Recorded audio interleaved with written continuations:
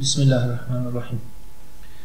Şimdi Sayın Bahçeli'nin meclise yaptığı bu çağrı malum yapılan yorumlarda da zaten ifade ediliyor. Bu bile rastgele ani bir kararla vermiş bir beyanat, bir açıklama, bir çağrı değil. Bunun öncesi de var. Daha önce bir tokalaşma süreçleri falan olmuştu. Sayın Cumhurbaşkanı'nın da bazı açıklamaları olmuştu. Diğer partilerden de bir takım açıklamalar gelmişti. Bu hepsinin hatimesi gibi bir şey oldu. Elbette bu sadece Bahçeli'nin kendi kararıyla vermiş bir şey değildir. Biz öyle görmüyoruz. Bu işin arkasında bir devlet iradesi ya da bir hükümet iradesi olarak da belki algılamak lazım. Devlet bu noktada henüz aslında tam olarak neye varmak istediğini, ne yapmak istediğini net olarak ortaya koymamış. Aslında kamuoyunun bir noktada çözüm süreci anlamında ya da işte bu tokalaşmalar yapan çağrılar noktasında ne yapılmak istendiğini aslında kamuoyuna ilan etmesi, paylaşılması ihtiyacı da hasıl olmuştur. Ki toplumun da net olarak devletin ve hükümetin ne yapmaya çalıştığını bilsin. Şu anda bir muğlaklık var, bir belirsizlik var ve Türkiye ne yapmaya çalışıyor, hükümet ne yapmak istiyor, nereye varmak istiyor noktasında toplumda ciddi bir belirsizlik, bir soru işareti var. Buna ihtiyaç var. Hükümetin bu noktada bir aydınlatma yapması gerekiyor. Şimdi çözüm süreci ya da işte bir barış atmosferinin oluşturulması noktasında biz öteden beri söylüyoruz. İlk günden beri biz bu meselenin muhakkak çözülmesi gerektiğini, atılması gereken adımların mutlaka atılması gerektiğini söyledik. Bu noktada biz elbette ki halen durduğumuz yerdeyiz. Ortada bazı sıkıntılar var, bazı sorunlar var. Atılması gereken bazı adımlar var ve bu adımlar muhakkak atılmalıdır. Biz halen o noktadayız.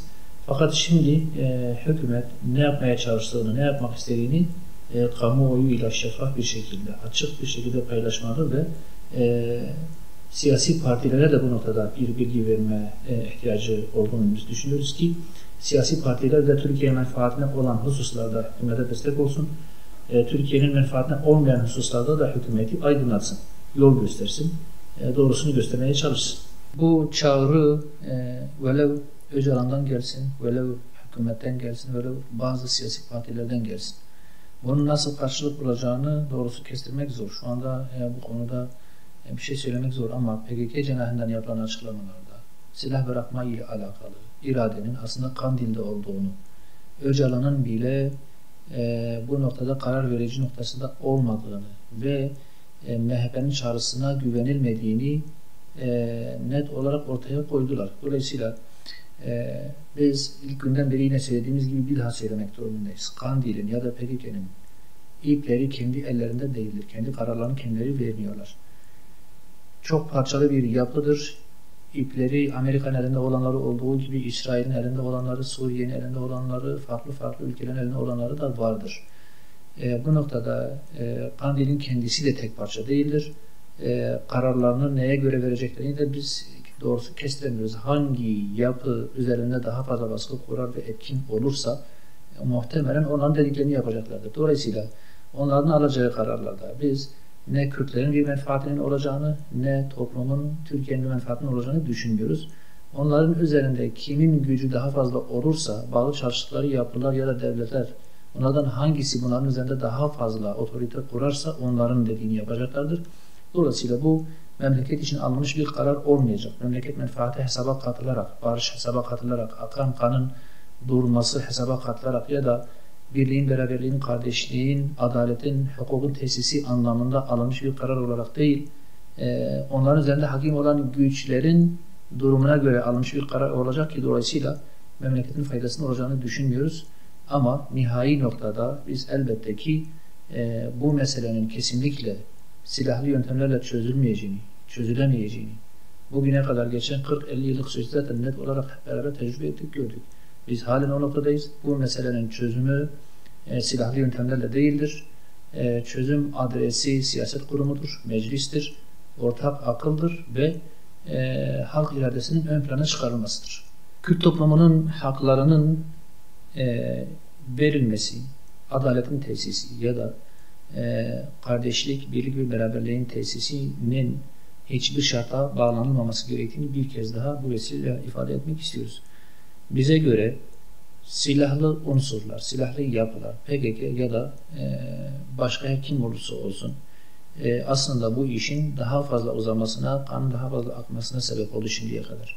Bu büyük tecrübeden sonra, 40-50 yıl devam eden bu tecrübeden sonra halen silahlı çözümün bu işi çözeceğini ya da bu meselenin çözüm adresinin silahlı yöntemler olduğunu söylemek hakikaten de şimdiye kadar yaşanmış acılardan ders çıkarmamaktır. Biz kesinlikle silahlı yöntemin bu işin çözümü olmadığını söylüyoruz ve bunu biliyoruz, tecrübe etmişiz. Dolayısıyla bu işin çözümü ifade ettiğim gibi siyaset kurumudur, meclistir ve ortak aklın ortaya çıkmasıdır. Şimdi biz bugün doğrusu hükümet tarafından ya da siyasi partiler tarafından yapılan çağrıları da biz halen ne kadar samimi olduğu, nereye varmak istediğini biz kestiremediğimiz için biz halen bu noktada bir açıklama yapılması gerektiği noktasındayız. Niye? Çünkü şimdiye kadar ciddi bir adım atılmadı. Bir çözüm süreci denendi 2013'lerde ve meselenin çok daha kötü bir noktaya gelmesine sebep oldu. Bizim o zaman da uyarılarımız dikkate alınmadığı için güvenlikçi yöntemler ön plana çıktı ve mesele çok daha kötü bir noktaya geldi. Şimdi o zamandan ders çıkarılmadığı anlaşılıyor. O zaman bu millet çok acı yaşadı, çok acılar çekildi, çok kan aktı ve mesele çok daha kötü noktalara geldi. O tecrübelerden istifade edilmesi lazım. O zamandan şimdiye kadar bir adımın atılmamış olması ve şimdi aniden bir hafta içerisinde çok ciddi söylemlerin ortaya atılması, çok ciddi adımların atılıyor gibi görülmesi aslında müphem bir durumdur. İzah edilmesi gereken bir durumdur ve ne yapılmak istendiğinin ortaya konulması gerektiğini net bir şekilde ortaya koyuyor.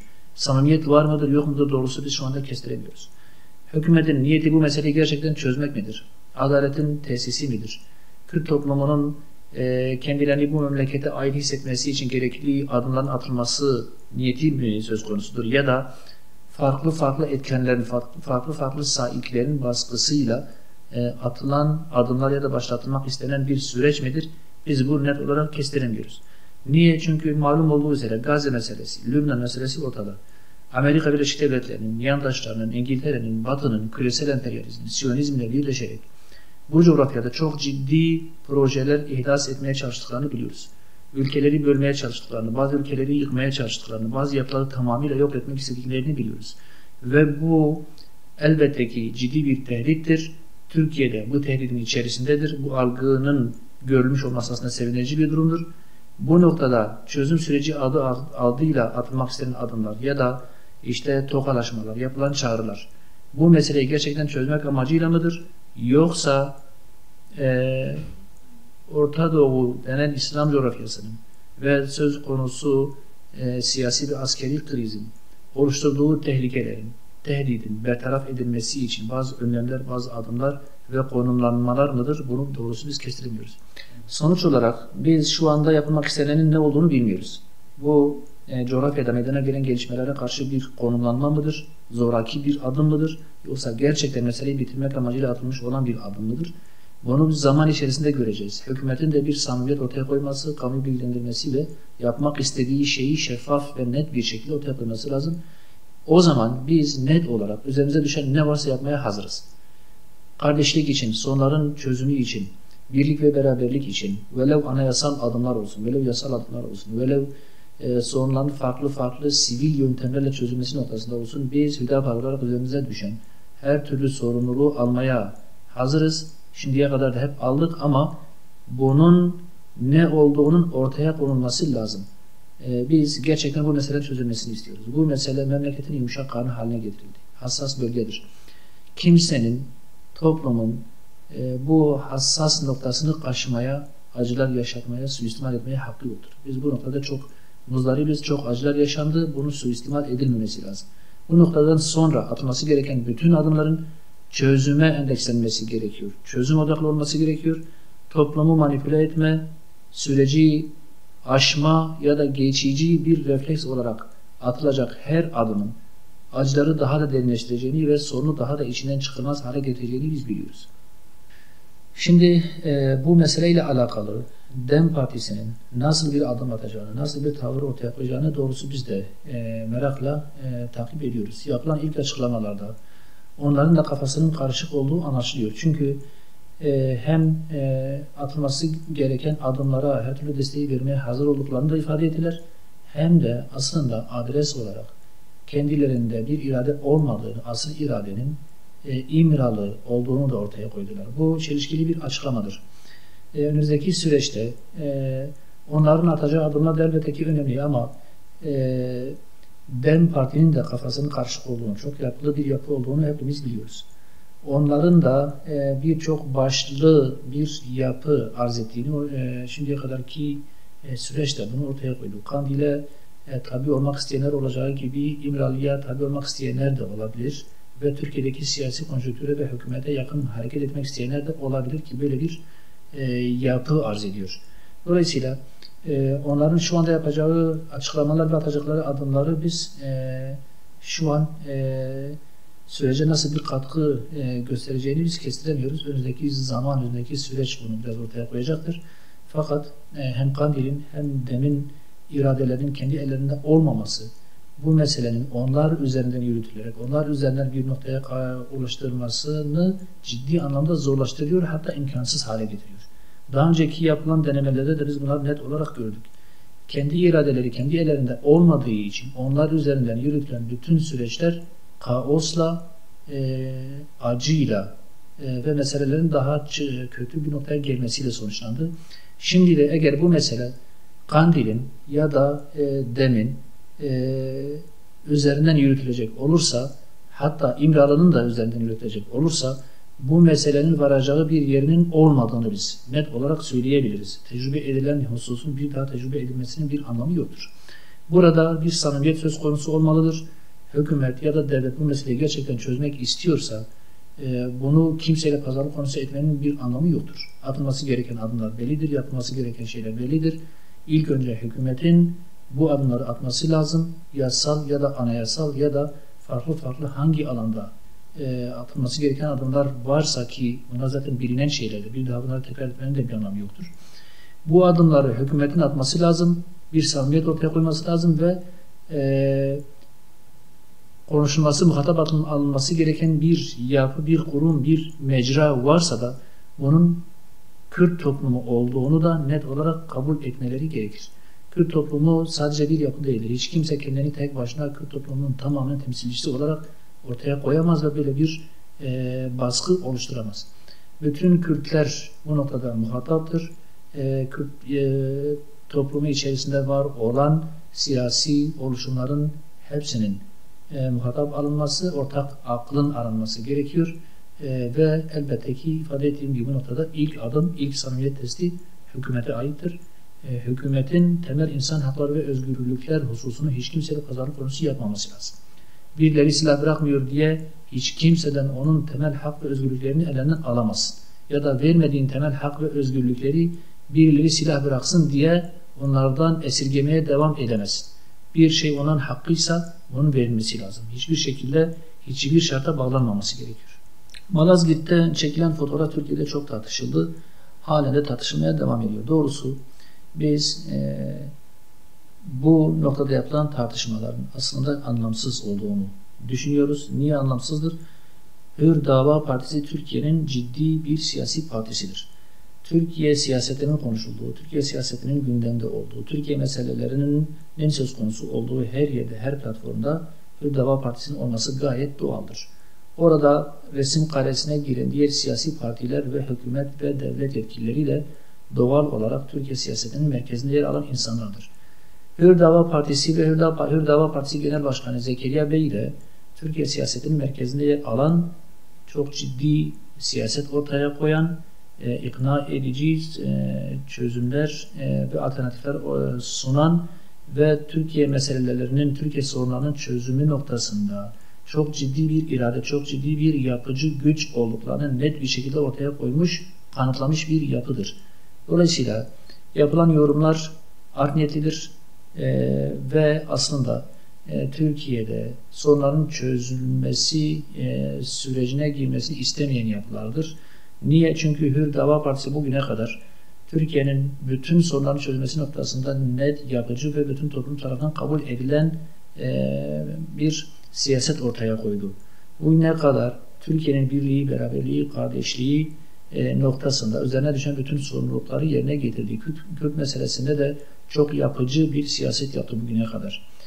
Diğer bütün hususlarda böyle iç politika ile alakalı, böyle dış gelişmeler ile alakalı birleştirici, yapıcı, müsbet bir duruş ortaya koydu. Ortaya koyduğu siyasi duruş ve anlayış ile Türkiye siyasetinin merkezinde yer alması gerektiğini net bir şekilde ortaya koymuştur. Dolayısıyla orada olması gayet doğal bir şeydir.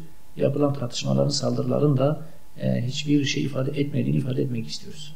Sayın Cumhurbaşkanı bu süreci tarihi bir fırsat olarak ifade etti. Biz çözüme hizmet edecek olan her türlü süreçleri değerli görürüz, anlamlı görürüz ve kaçırılmaması gereken bir fırsat olarak görürüz.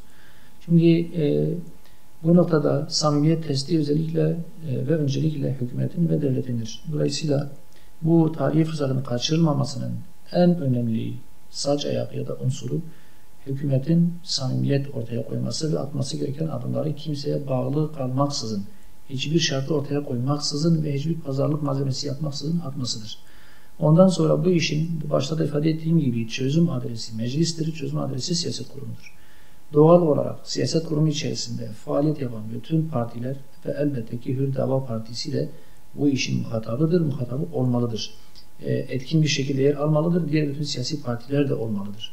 Sadece bu siyaset kurumunun bir kısmını, sadece siyasi partilerin sadece bir kısmını muhatap almak, tek kanatlı bir çözüm yürütmek kesinlikle çözüm adresi, çözüm doğurmayacaktır, çözüm getirmeyecektir ve belki de işin daha baştan akamete uğramasına, çözümsüzlüğe maruz kalmasına sebep olacaktır. Nitekim geçmişte yaşanan süreç net bir şekilde ortadadır. O zaman ortaya konulan pratik ve yaşananlardan ciddi bir şekilde dersler alınmalı. Bu dersler alınmaz ise ve aynı mantıkla hareket edilecek olursa aynı sonuca ulaşmak, aynı noktaya gelmek kaçınılmaz olacak ve yine acılar yaşanacak, yine suistimal edilecek ve bu mesele çok daha girift bir noktaya gelecektir. Hiç kimsenin bunu yapmaya hakkı yoktur.